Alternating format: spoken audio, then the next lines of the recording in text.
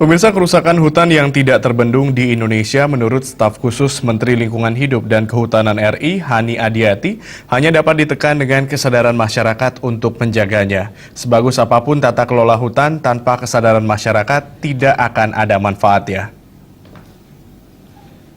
Kerusakan hutan di Indonesia yang disinyalir turut andil dalam terjadinya global warming mendapat perhatian serius dari pemerintah melalui berbagai kebijakan dan terobosannya.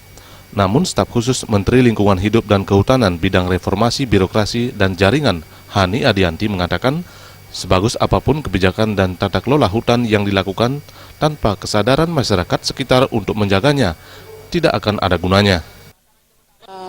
Sikap kita sendiri sebagai manusia sudah lupa apa hal-hal yang paling penting kita pertahankan untuk menjaga kehidupan kita, jati diri kita. Misalnya tadi seperti tata kelola hutan, sebenarnya intinya kan sederhana.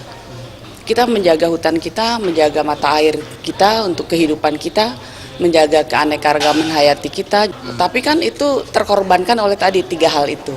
Tiga hal tadi yang kalau saya ulangi, pesta demokrasi yang salah kaprah, kedua intervensi bisnis yang memang kadang-kadang lebih kuat daripada